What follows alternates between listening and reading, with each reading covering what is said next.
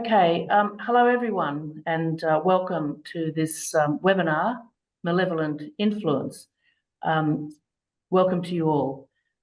Can I begin by acknowledging country? We work here at the Victorian Women's Trust on Wurundjeri land.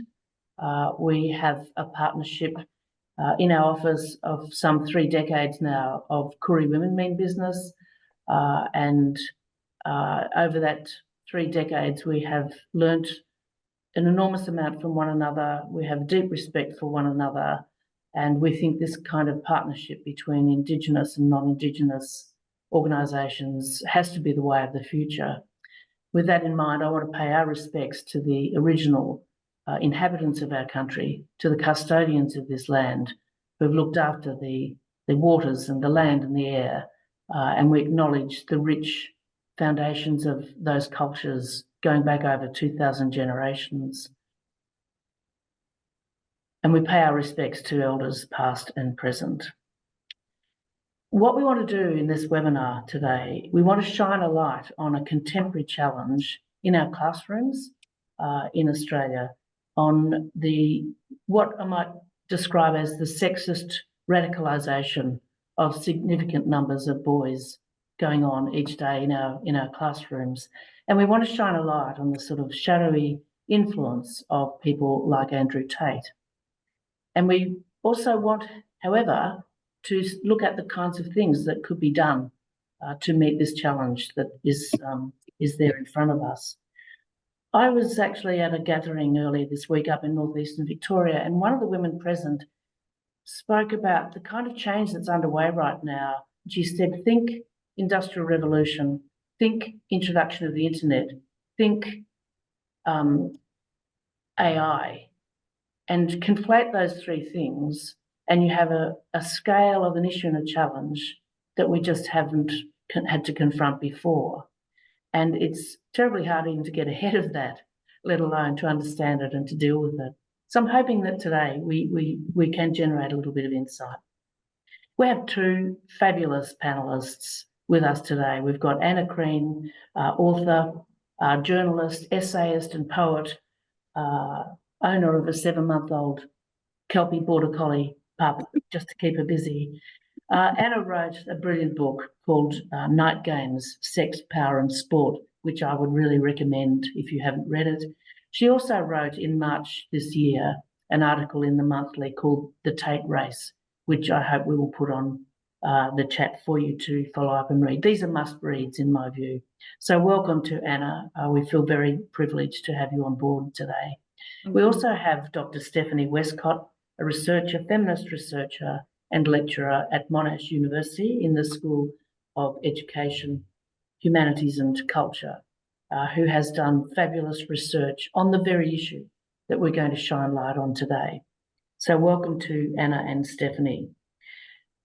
I would like to be able to facilitate a conversation with Anna and Stephanie, the 3 of us, and between those 2 people over the next 40 minutes or so.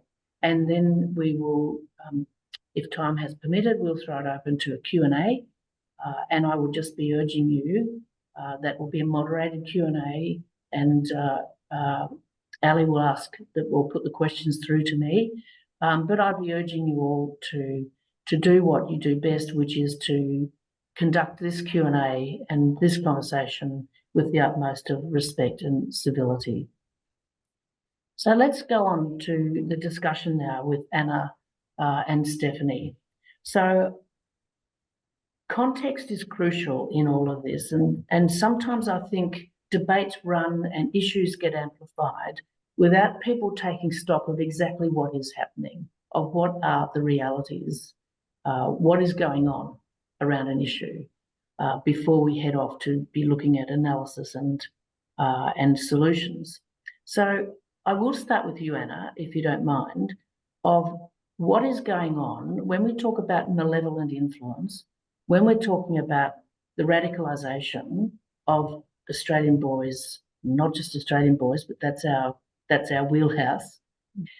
What do you think is going on in terms of, is it same but different, or are we seeing a spike? And what do you mean by the notion of radicalisation that might be occurring with the influence of people like Tate? What's happening? Right. Well, I mean, my interest was actually sparked by Stephanie Wescott and Stephen Roberts', really incredible, thorough research paper, which they published in December. And it was basically, it was kind of like just tapping at a nest, and everything spilled out as soon as I read it. It was talking about this sort of growing emergence in classrooms of these particular groups of boys who had been quite emboldened where they hadn't been before, basically making their classrooms hell, not just for their female teachers, but also for their peers. And, so I read this piece by Stephanie and Stephen and realised that I think a lot of us those of us who are tuned in have got this sense that something has been going down.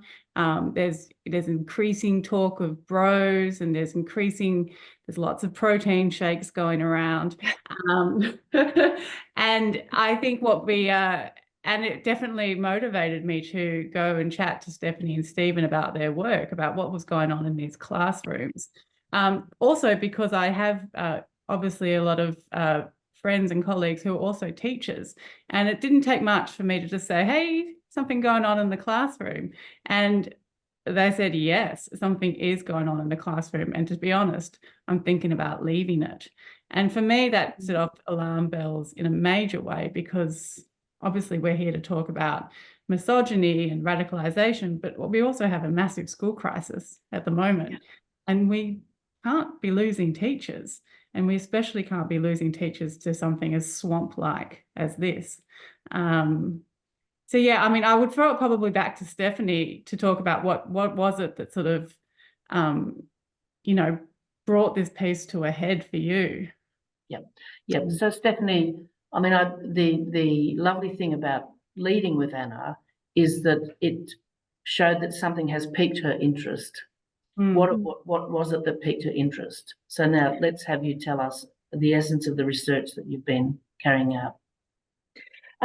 Yeah, sure. Thanks so much. So for me, beginning of last year, I started seeing news reports coming from the UK reporting on teachers' complaints about boys' behaviour in their classroom, but not in the way that we have known it to be forever in schools. This isn't a new issue, just to say that. There's a long history of experiences recorded of women, dealing with sexism, misogyny, sexual harassment in schools. In our research as well, like I have to acknowledge, Professor Jane Kenway, Professor Amanda Ketty, and Professor Jane Wilkinson, who have published on this for decades now. But I was seeing these news reports and I was just wondering if what these women were talking about in the UK was also happening here. So they were saying Andrew Tate has changed how boys are talking to women and girls, and how they are treating women and girls in schools. And there wasn't any support available for these women. They were even told that they weren't allowed to talk about it. And so I just wondered if that was also happening in Australia. And so we, put a call out on social media to talk to women in schools about what they were seeing. So our point of interest was just, what's going on here? Is it the same? Is it different? And we were inundated with responses from women who wanted to talk to us. And even still, I've been doing this sort of research now for over a year, and I still receive emails, social media messages from women who want to talk and who want to say, this is happening and I want to leave, or I have left. I can't do it anymore. So that was, for me, it was that it was happening in the UK. And then we found out, of course, that it was rife here as well. So joining the dots, back to you, Anna, perhaps. Your work, your book, The Night Games, Sexism, Power, Violence, Abuse, Classrooms, the current debate around family violence, sexual assault, and the murder of women. So what is you've talked about an uptick that this is not something new, an uptick. But what is, in your view, the common thread, or is there a common thread that does in fact link these kinds of different sites that we're acknowledging in our society? Classrooms today, but also homes, workplaces with sexual harassment, social media, the emergence or the exacerbation of violent pornography. What's the common thread in your view? Right. Well, I mean, I wrote about Tate in the sense that he is like Trump for teens, right? And Trump has also, obviously, he's obviously tapped into something that's going on, and he's got this swagger and this shamelessness about him that Andrew Tate does as well. And I guess the parallels that I saw between, my book Night Games, which was looking at sport and sexism in sport and these sort of shades of how women are treated, and the sort of Tate phenomenon is, well, a few things. One was this performance of being a man, this leaning into what defines me as a man is everything that you're not as a woman. And, I remember reading when I was writing my book on football about this sort of, the more equality and the more vocal women's rights became, the more emphasis there was on this fitness regime to make the body bigger, to make a kind of a he-man, like to sort of have this almost physical embodiment of strength and manness. And so I guess Tate really does speak to that. I mean, he's got those ridiculous videos of him doing push-ups in the snow. He's constantly posing semi-naked in the mirror, and he sort of spouts this constant self-improvement monologues and, I am a warrior, I'm everything that a female is not, basically. So I guess there was that obvious parallel of how can we define ourselves against the inferiority of women. There was also that sense of the bizarreness of wanting to not attract the female gaze, but the gaze of other men. I found that really fascinating. That was definitely something that was prevalent when I was researching Night Games, is this idea of a woman would be drawn into these issues, but it wasn't ever really about the woman. It was about performing for their male peers, and, sort of growing themselves in stature. And the other parallel I also saw was, we've obviously all got our eyes on Tate, and we've all got our eyes on these performances, but there's a massive there's machinery behind these men that are making quite a lot of money, and YouTube has earned a significant amount of revenue from Tate. Same with TikTok, same with X, all these kind of things. We can say that's bad, but why are we saying that that's okay? Why are we saying that this corporate structure is allowed to earn money off something that is making, our lives hell, making classrooms hell? So I think it's really important to connect the dots to the performance, to the money that's been earned from that performance. And just on that then, as a bit of a follow-up, joining the dots, isn't it also, because when you look at, and we'll come on to Andrew Tate a little bit more in a minute, but from what I've read of his quotable quotes and so on, that it is also the subjugation of women. It is about exerting control and power and domination over women. It is still that classic cocktail of women being there at their behest, and that they actually control the terms of engagement in relationships and so on. Isn't that what we're also seeing played out in the debates around the spike in the homicide debate of women being killed by vengeful partners? Is that something that you see? Yeah, I mean, what happens when the service provider, demands respect? What happens when the service provider says, I don't want to provide that service to you? How does one respond, and what lessons does masculinity give to boys to respond to rejection, to respond to no, this is you've got to make your own lunch, those kind of things. Yeah, absolutely. I think there is a sense of, if there's no one beneath us, then where the hell are we? Mm-hmm. Stephanie, in terms of the research and the responses you got back from teachers in particular, how is this radicalisation being played out in the classroom itself? Because the sense I've got is that not all boys here, but we are talking about a significant disruption of classrooms. So what's been the reality as you've been uncovering it from the actual experience of teachers? So the reality for women who we spoke to and women who we haven't, but we know are out there, is a daily exposure to vile misogyny, to sexual harassment, and to systemic sexism. So this is perpetrated by, of course, it's not every boy in their class, but it's a minority that are pervasive and influential enough to have an effect on the women who are at the front of the class, and also the girls who are sitting there also being subjected to it and hearing it and going, right, is this what I am to expect from the world, this sort of behavior?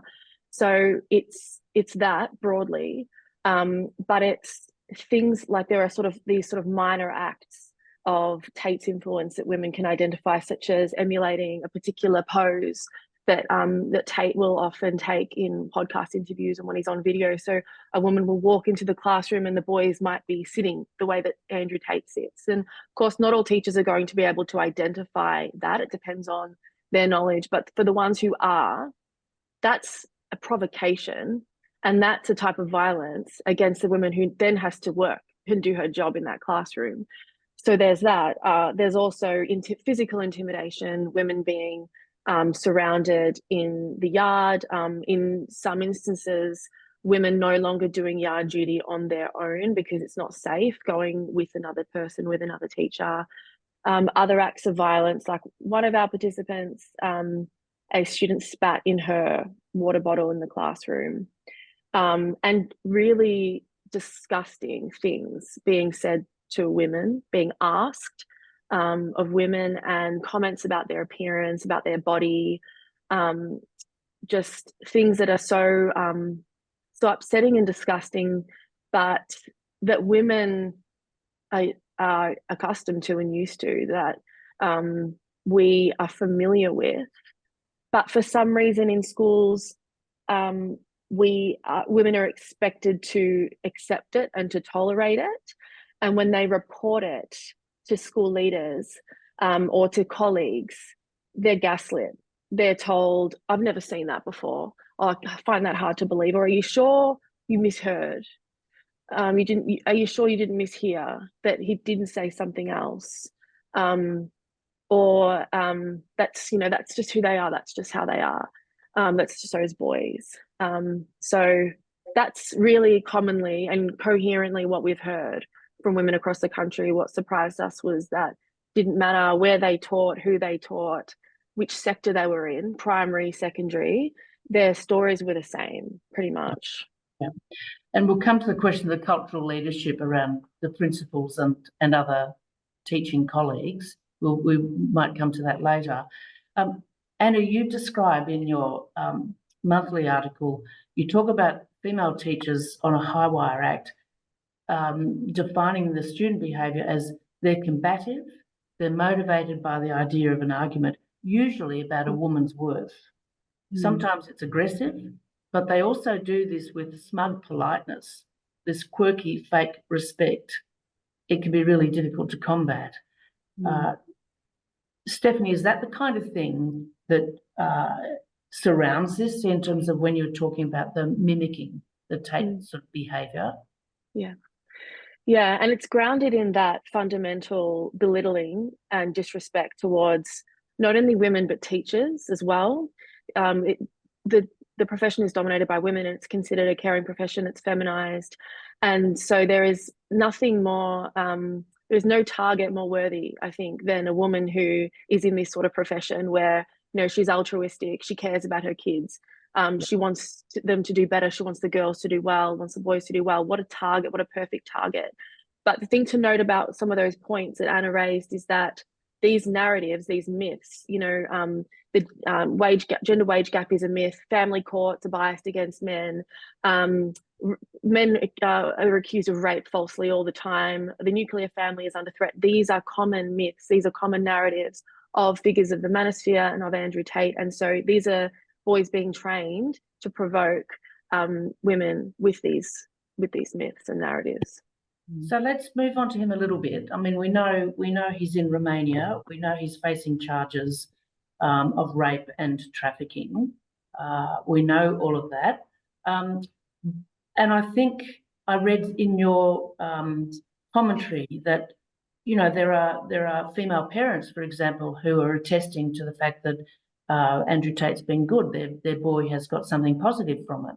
My hunch is that that very same female parent has possibly not actually done her research, her raw data research, because I've gone in and had a closer look at Andrew Tate, and I can see on the one hand sort of boy made good from bullying at school, and he's talks about discipline and purpose and being intensely focused, all of which, and social, and being very entrepreneurial and very successful. So there's a certain allure.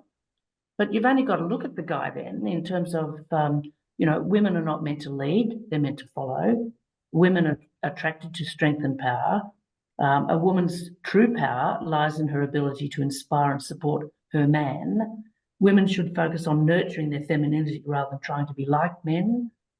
Women should prioritise their roles as wives and mothers over pursuing careers. Discipline is not a punishment, it's a practice of self-control and self-mastery. So I think you've only got to take a bit of a close look at this guy, excuse me, to realise that there's an interesting cocktail where you can sort of understand at one level how he could be providing an attractive message, reinforcing male power in an attractive kind of way, but it's essentially deeply misogynistic. And naive young eyes are not necessarily going to see that, work it out. It's also deeply insecure. You know, if you were confident if you were truly confident, if you were truly in control, then you wouldn't worry about having strong women around you. I mean, it doesn't take a high power, you know, a successful psychologist to work that out. But which basically speaks to why he does have that allure, is because he's responding to a deep insecurity in these young boys. You know, they might be on the net because it doesn't take much to find Tate or someone like him. Usually you're anxious about your body, you're anxious about talking to girls, you're anxious about sex, you're anxious about your role in life, who you're going to be, what if you fail, are you already failing? And, you know, I absolutely agree. I think parents aren't doing their due diligence. There's no doubt about that. And it's incredibly frustrating that a lot of, you know, babysitting has been outsourced to the internet. But at the same time, I can also see I can almost see how you might think, wow, Andrew Tate's got my kid off the couch. He's no longer a lump. He's physical, he's motivated. Tate has succeeded where school has failed, where family has failed, where the world of so-called opportunities have failed. So Tate has obviously got something that these boys want, and it's motivating. And, you know, he's giving very comfortable answers to very uncomfortable questions about self, about society, about structure, about the fact that, you know, most of us aren't really going to get out of the gutter and go to the curb, or out of the curb and go to that big fancy house. He's giving these really comfortable reasons for why that's not going to happen. And it's obviously because a woman's in front of you and she's in your way. So I think that's a really important thing to think about is it's the deep insecurity, and I think that's a valid feeling to be having. I don't think we should be denying that feeling in young men. I think there's very good reason for why they might be feeling insecure right now. I think not just them, obviously, but what is waiting for them? What is going to motivate them? Those kind of. And I think Anna, that that ties into, from what I read, is that the Andrew Tate line of argument, and I've seen some of his defenders, they actually are critical of the movement for gender equality, which they sort of seem to see as a flattening out of things, which doesn't mean a lot, doesn't carry a lot for them. And I think that what we've got to claim and reclaim in all of this is that if we're serious about the benefits of gender equality, it would start to address even the needs of the boys and the men you're talking about. Because, at base load, show me a man who's abusive and violent, and show me whether there's joy in his life, whether he's a happy man. So I think that question of also being able to promote what are the real benefits for men and boys, if we do actually achieve genuine gender equality, we can't lose sight of that and have it sidelined even in the current debate, as it's too long term. The change is too long term. Stephanie, can I come back with the time that we've got and talk about the cultural leadership that I think you've intimated so far might be going missing in a lot of schools? You talked about female teachers maybe being gaslit, that, it wasn't a real problem going on. So, we're being asked in the wider debate for men to step up on this question of the murder of women. It sounds to me as though you're also asking the men in the education system, in the high schools, in the private schools, to be stepping up as well. Is that right?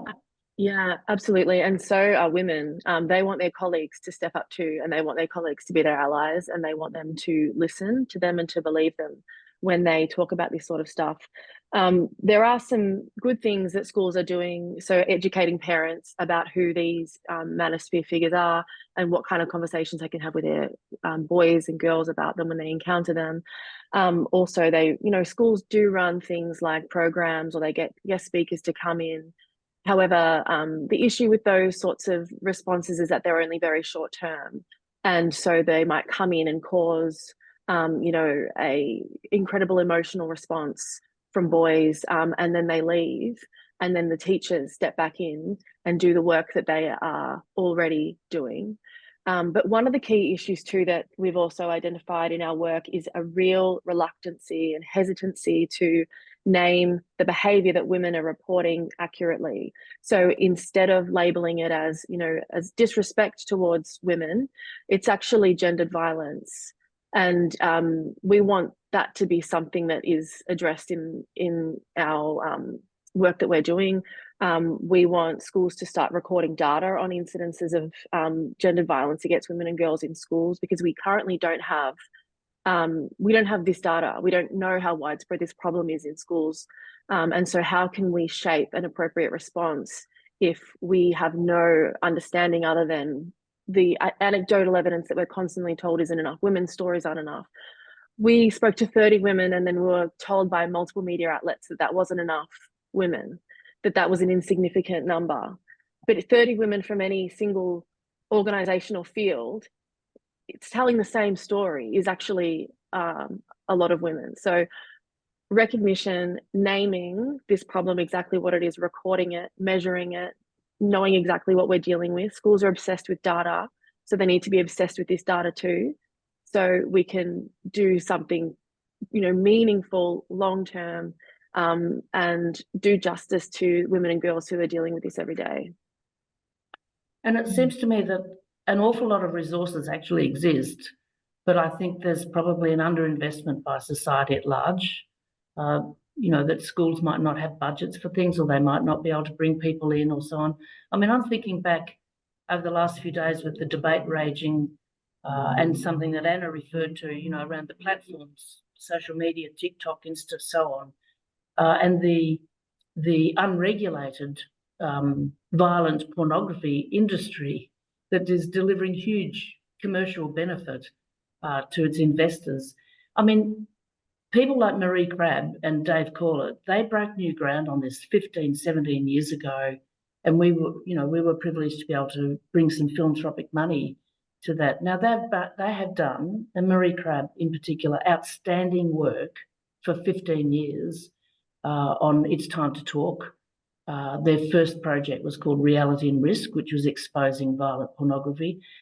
And one of the things that I remember back then was that as soon as you started to entertain the talk about violent pornography and its impact on boys especially, is that people turned around and started to accuse you of being a wowser, instead of actually drawing attention to this insidious influence on boys and their view of intimacy and being able to do sex with their girlfriend and so on, was turned into some kind of puritanical issue.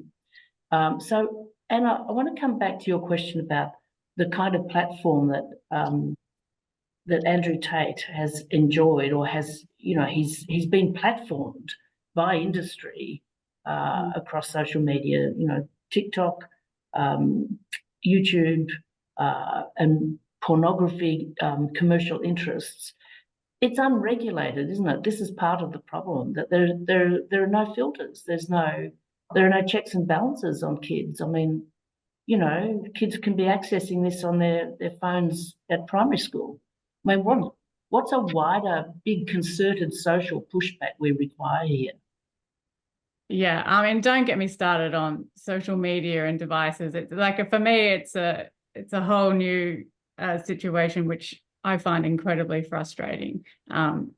Schools have been, pushing iPads into families for 10, 15 years now, and have only just decided to sit up and say, oh, maybe we should have, added a few disclaimers to this.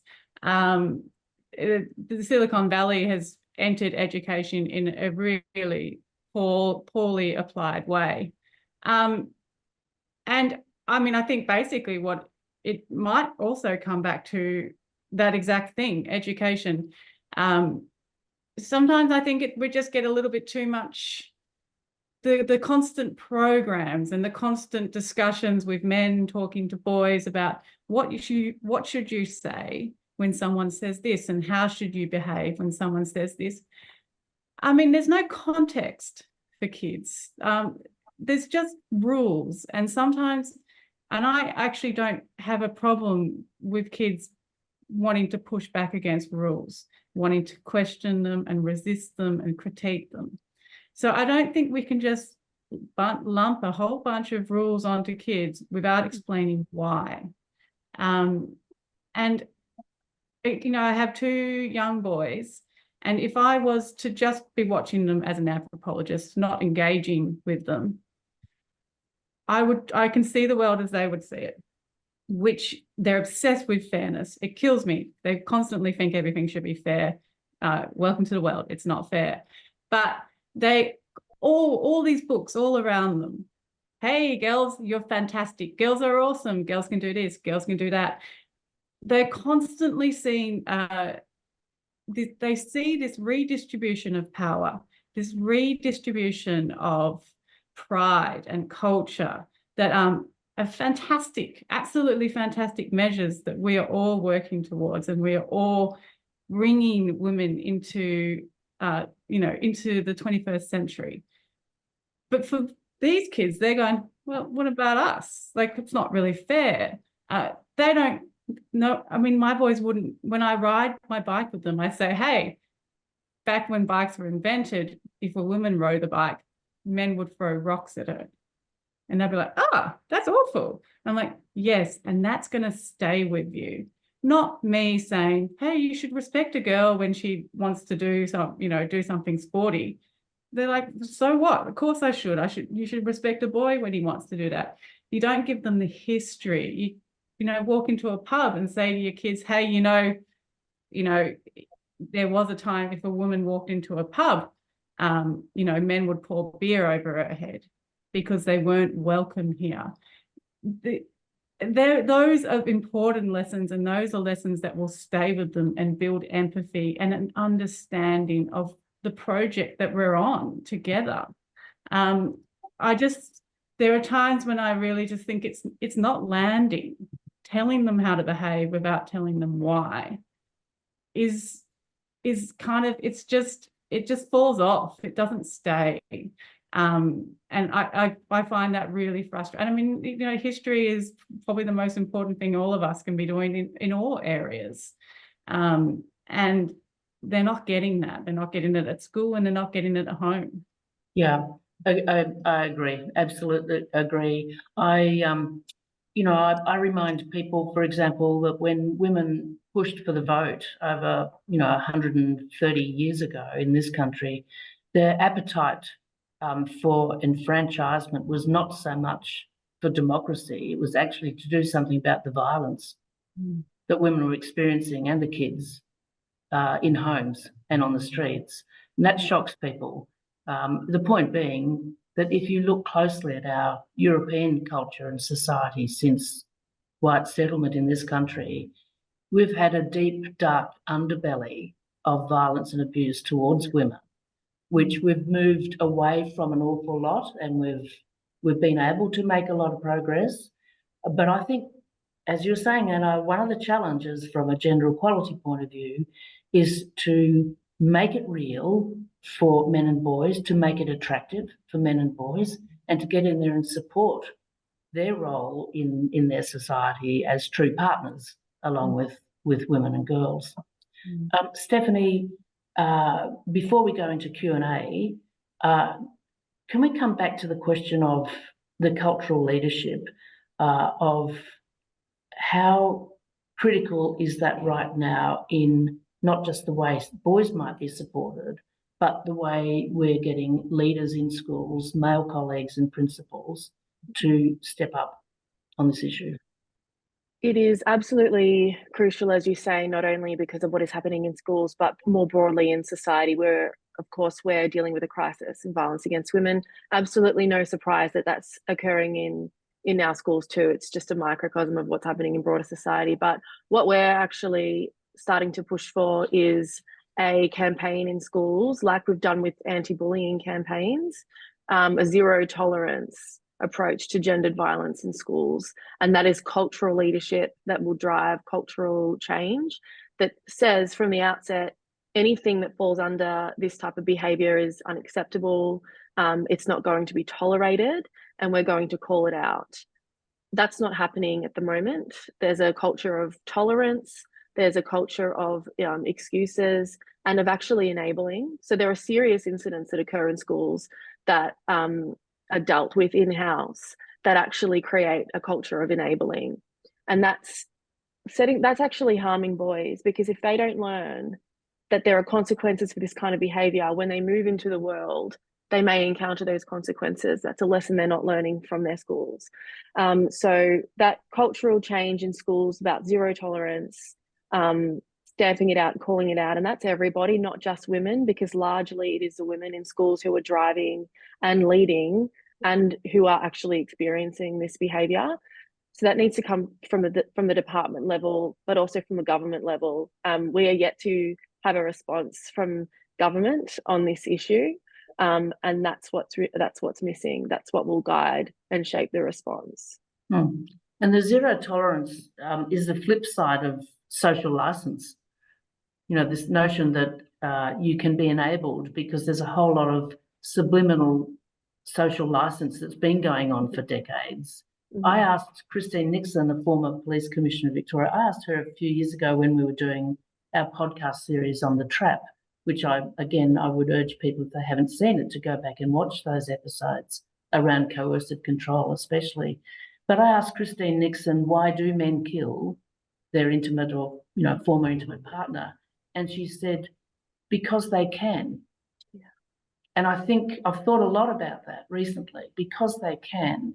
And if you think about that and unpack that, it's also about those deeply subliminal forms of normalisation and social licence that enable particular behaviours and abuses and violence to keep on being perpetuated or perpetrated.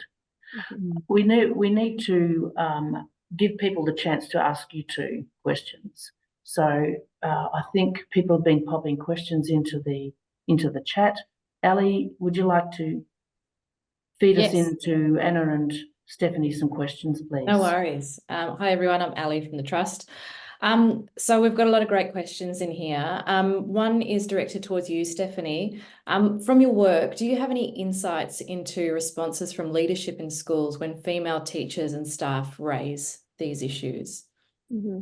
There's a range of responses, sort of going from blaming women, so saying you just need to be more authoritarian or authoritative, or it's just your behavior management style.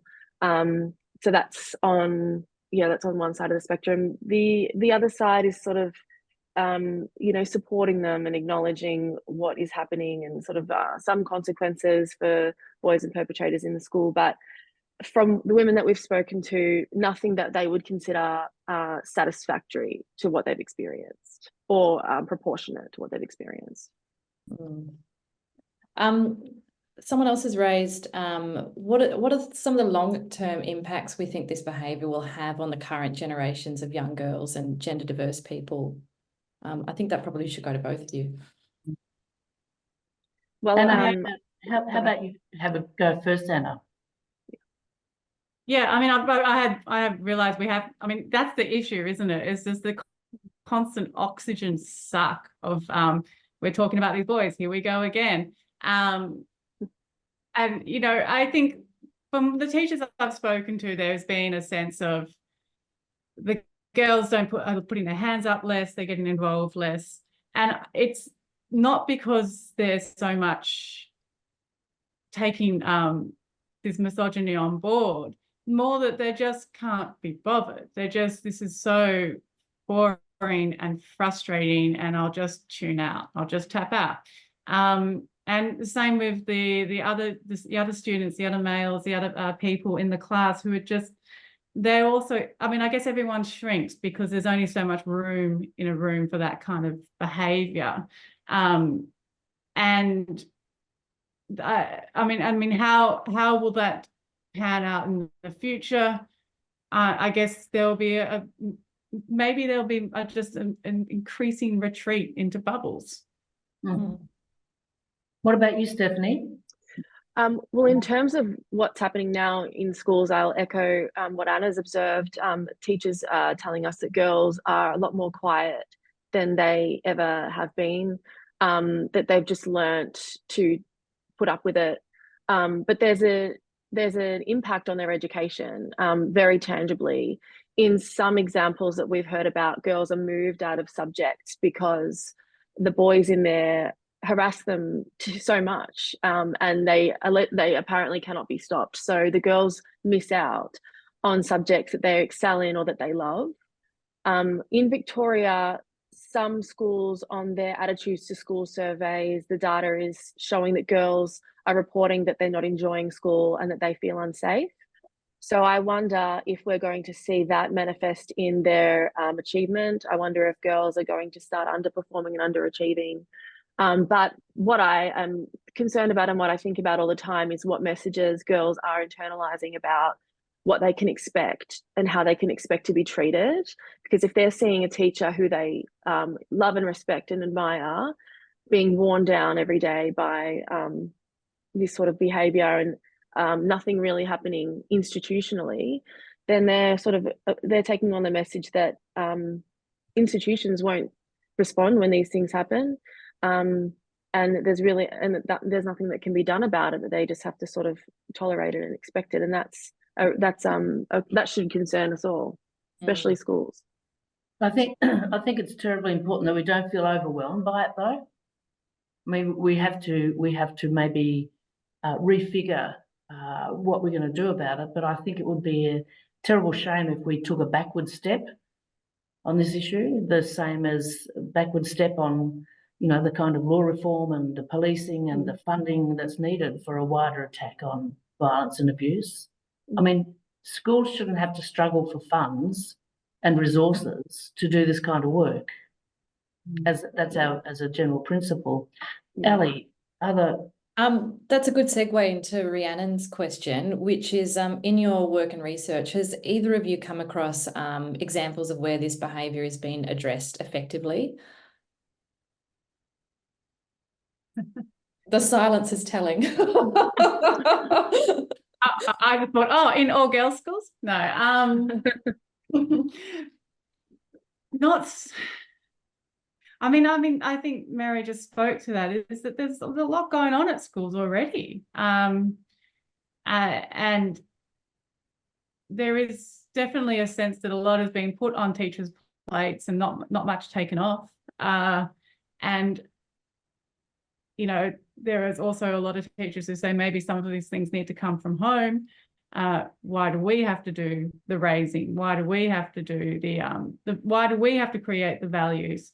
And obviously if you can't make, you know, if you can't fix what's happening at schools, it's going to be even harder to fix what's happening in family units.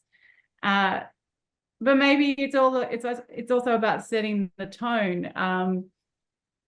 Maybe it doesn't have to be in schools, but if you set the tone, but I mean, I think this is what people struggle with, is how can we say their behaviour is bad if it's a success somewhere else? And I think, I mean, you think about the leader of the opposition party, he was a proud member of the Swinging Dicks Club in Parliament. You know, he was proud to be part of that club that then made sure the only capable member of his party didn't become leader because she was a woman.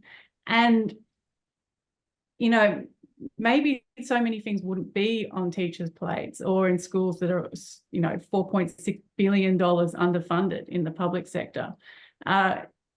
If we had values that were, you know, if we do all agree on these values, then they need to be reflected in other parts of society.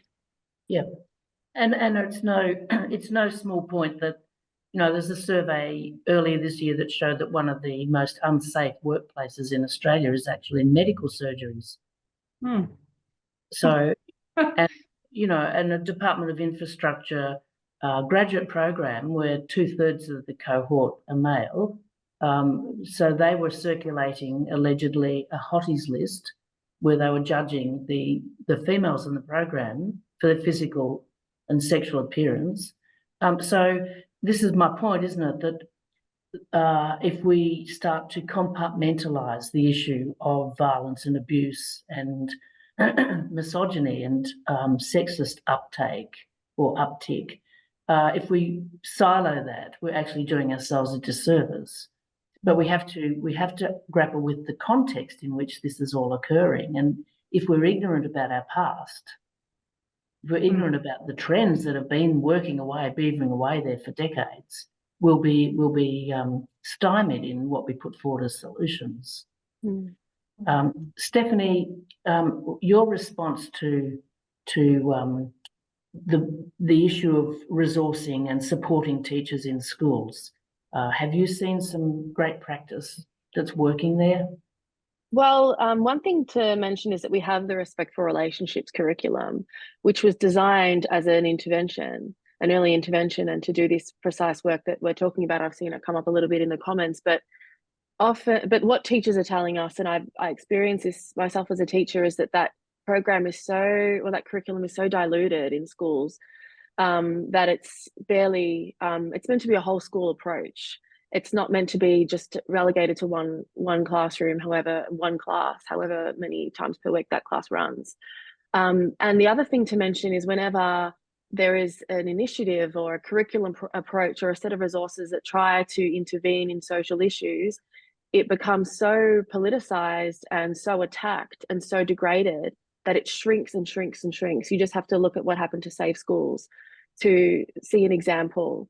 So there are great things that schools can use and that schools are doing to, you know, do their best, but also they run the risk too when they do this kind of work of being accused of being too political or you know, having an agenda, having some sort of social engineering agenda, as it's often called. So that's a frightening accusation that is commonly wielded against teachers in schools who try to do this sort of intervention work too. Anna, I just, Ali, is there another question to feed in? There are about 30 questions, I'll be honest. We're not going to get through them all. But there is a really good one that I'd like to bring in, which is from Helen. And she says, I'm conscious of not shaming teenage boys when they ask challenging questions or provoke women in Tate's style. What's a good way to respond? What do you think is the most persuasive? Anna, to you first, maybe. I mean, it is hard. And it is confronting. You know, I coach a boys basketball team, and you know, I have had moments where I'm like, oh, this wouldn't have happened if I was a guy. And it is incredibly hard to build respect.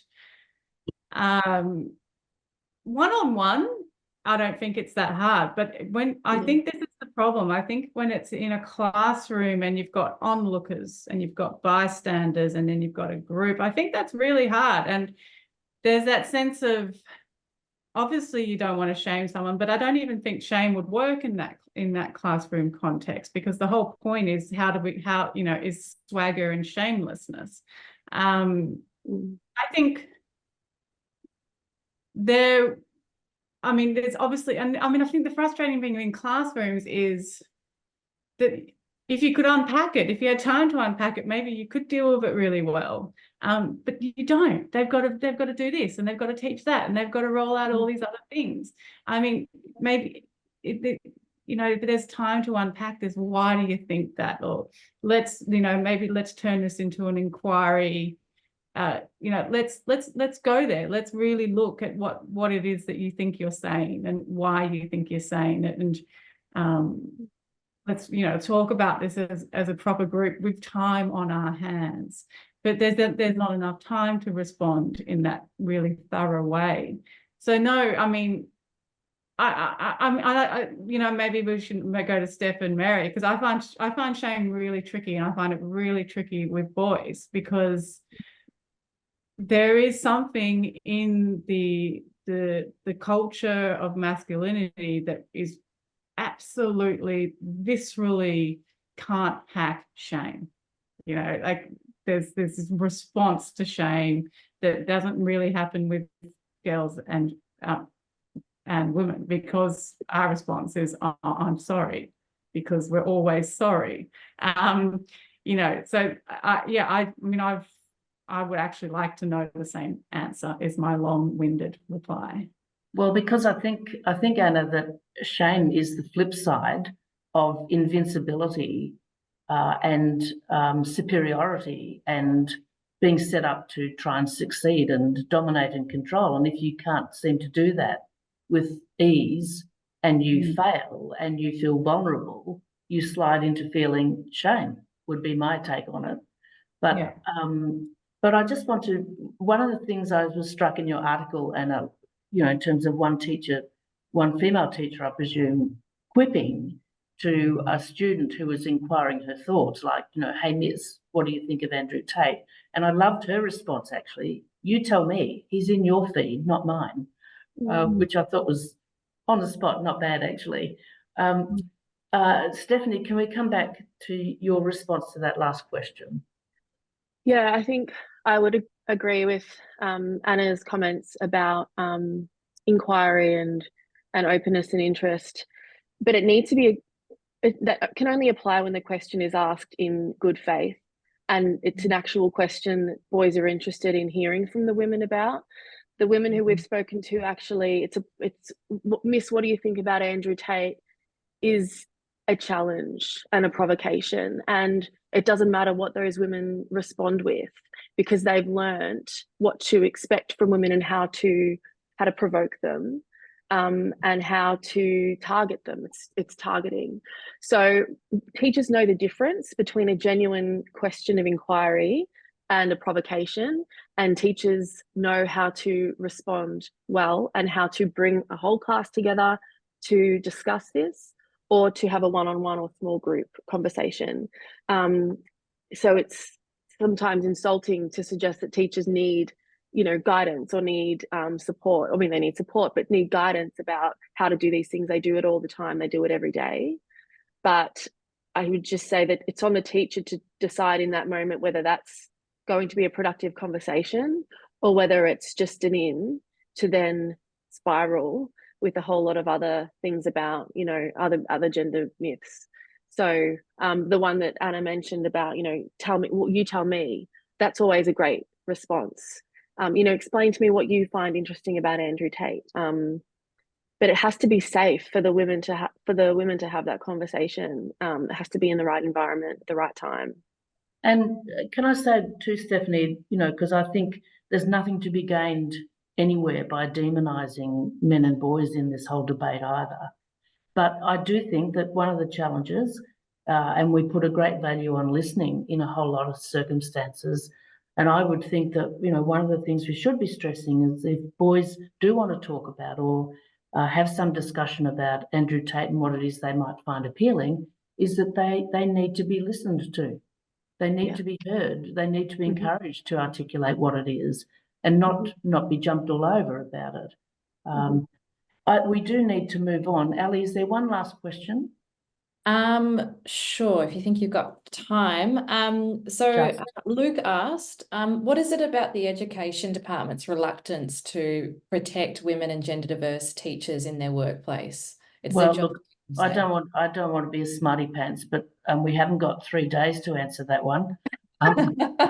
We've got 2 minutes. I don't think I've got any that would be a 2-minute one. Although, what advice can we give to our girls in response to such negative behaviour? I'll throw that one to Anna and Stephanie, but I would say on the education issue, I would give 2 words or 3 words: institutional cultural inertia would be my response. What about that second question, Anna and Stephanie? Beth? We need to empower girls to speak up to people who can act on their behalf. It's not up to girls to manage their own safety at school. This has to be leaders. And so when girls speak up, when they report these things, when they disclose things, they need to be believed, and they need to trust that the person who's in a position to act will act in their interest to protect them. So I would empower girls to tell somebody who they know will help them in their school, and girls know who those people are. Hopefully there's at least one of them. Yep. Anna, last word on that one? Yeah, I think that's the right advice. I would probably give some not so good advice, which would be, roll your eyes, tell them they're a loser. I don't know.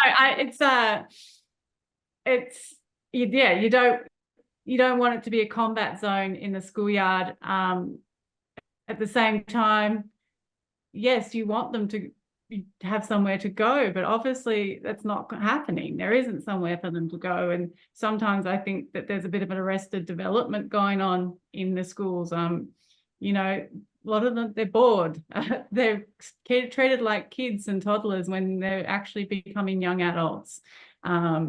They have no agency. They have no control over their lives. I think maybe there needs to be probably a bit more empowerment going on from families and schools and society, so that they don't go seeking it from, idiots like Tate. Yeah, and I do need to close off with a couple of comments, but I'd add to what Anna and Steph are saying, in that, not expecting the classroom and the schools to be doing the work of society on so many fronts. And I think, as citizens, as adults in this world, we're facing glaringly obvious issues around the need to regulate a whole lot of industries that are having harmful impacts on our kids and our women and men and so on. So, we've got political power. We've got pressure we can bring to bear through our elected representatives.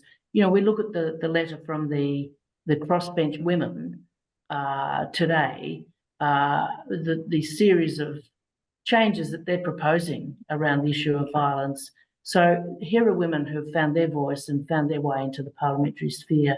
So I think we've got a lot of standing up to do ourselves as adult men and women on this question of cultural leadership and using our own power to bring about legislative pressure and so on. And my very strong advice to parents, male and female parents, is to just go, if you're concerned about Andrew Tate and you're hearing, that your kid's interested, go to the source, work it out for yourself. It's not hard when you actually have a look at what Andrew Tate says and what he does. It's not hard to actually square the ledger around him and the kind of influence that is really going to be fairly harmful in the end. Look, on that note, we've had a fabulous attendance today. We're oversubscribed, actually, but we have recorded this session for those who couldn't make it or for those who want to alert friends, family members, others to it. And the reason I think it's been such a good discussion and a well-received discussion, if I can see people's messaging, and an hour of good investment on the part of our audience, is because we've had two very accomplished thinkers and practitioners in Anna Krien and Stephanie Wescott. So thanks to both of you for making the time available, for lining up and agreeing to it at fairly short notice a few weeks ago. We thank you for that. Strength to your arm, both of you, in terms of the research and the writing that you're doing, the way you're embracing your own power in that regard. And thank you to the staff of the Trust, Ali, Rachel, other staff, for being able to put this webinar on today. So take care out there. Don't be too overwhelmed by the ferocity of the debate at the moment. This is the time for cool heads to prevail over the next weeks and months as we work out how to deal with these challenges. Thank you and goodbye.